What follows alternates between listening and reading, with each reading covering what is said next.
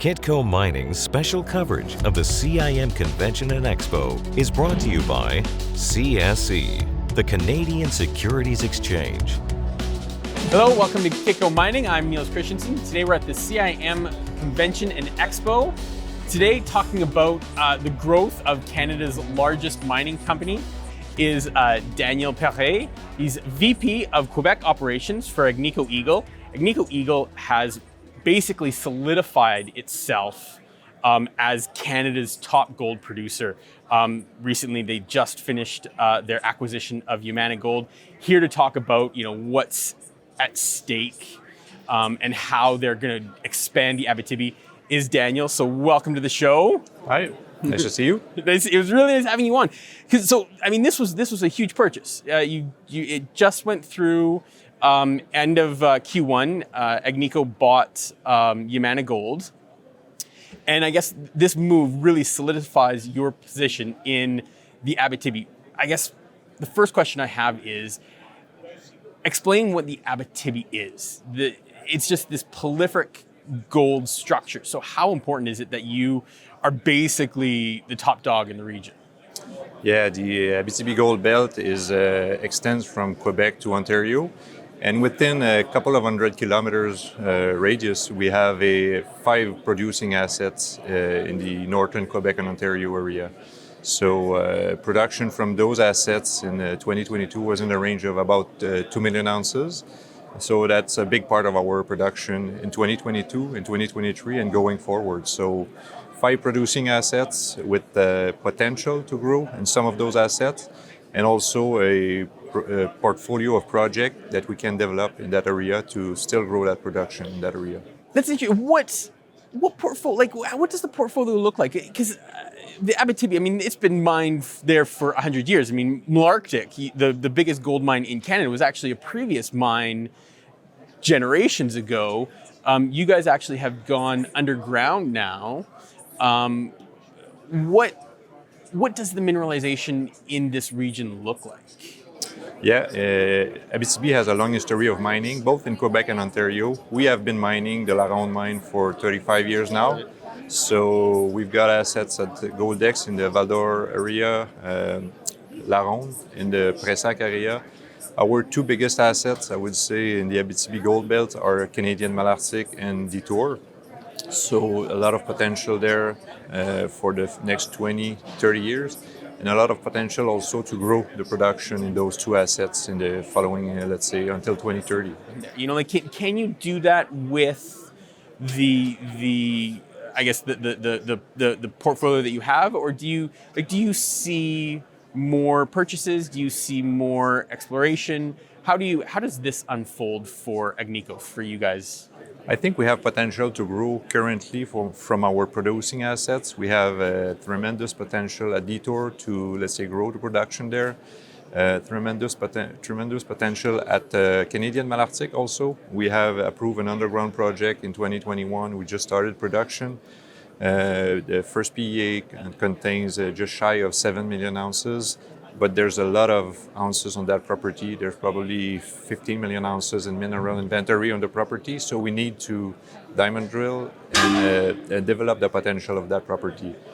And also to continue the growth in the Abitibi, we have a portfolio of projects that includes Wasamac, Upper Beaver, AK, Amalgamated Kirkland, which are within our existing mines.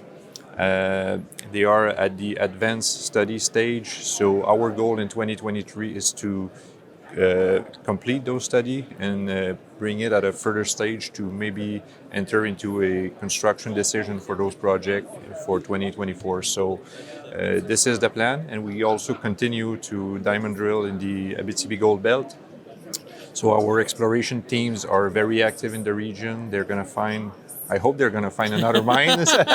So we're always only one hole away to find a new gold deposit. So that's the focus for it. How much potential? Do you think there's potential for another Malartic? Everybody sort of talks about peak gold, and it's getting harder and harder to find. What's it like in the Abitibi?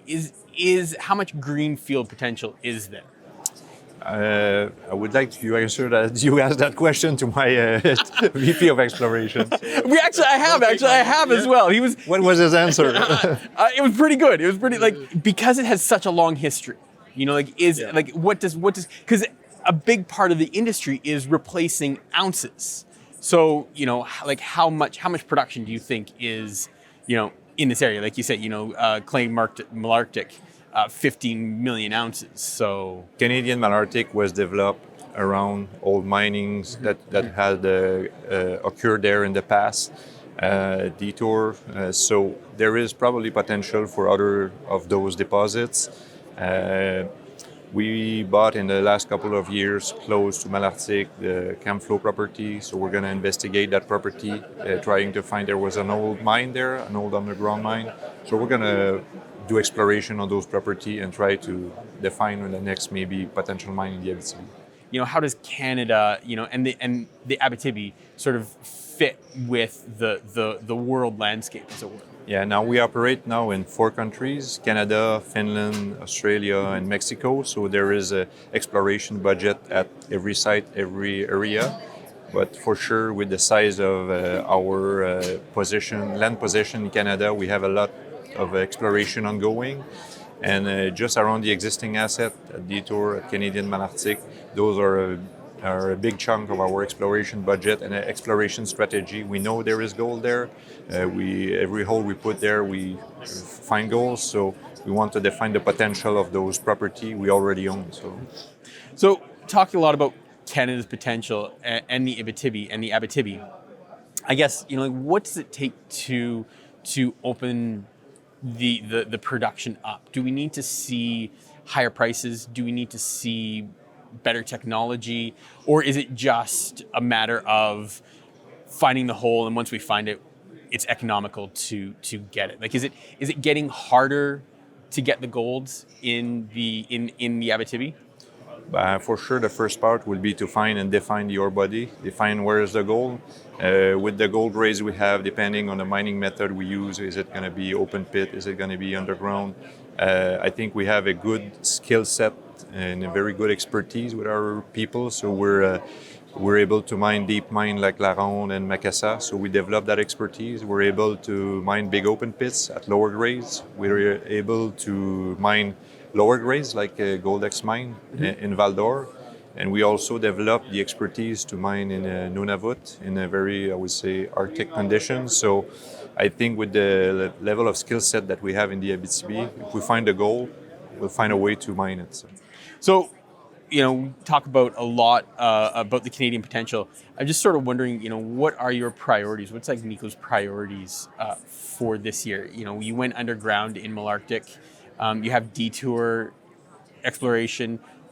Where's your focus for 2023? In Quebec, for Goldex Mine, we're currently developing a satellite project, which is the Akazaba West project. It's going to be a small open pit that's going to help to fulfill the mill starting in 2024. So that's the priority for Goldex, and that's going to help us to extend the life of mine in the 2030s.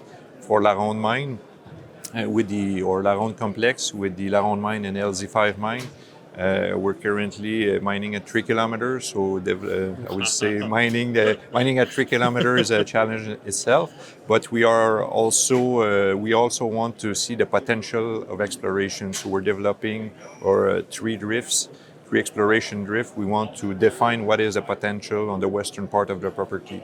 So that's for La Ronde and Goldex. For Canadian Malartic, tremendous potential. So we are currently building the Odyssey mine, the mine of the future. We want to define what is the potential on the property. Is there potential to add a second shaft at some point? And define the potential around it. And also in the Abitibi, I would say Quebec portion of the Abitibi, we have the Wasamac project. We want to push our study, define if we are going to build it next year. So we need to push on the studies to be ready for that. So. Daniel, thank you very much for your comments today. Thanks a lot. It was a pleasure. And thank you for watching Kitco Mining. Stay tuned for more coverage from the CIM conference. And if you like what you see, remember to subscribe in the button below. Kitco Mining's special coverage of the CIM Convention and Expo is brought to you by CSE, the Canadian Securities Exchange.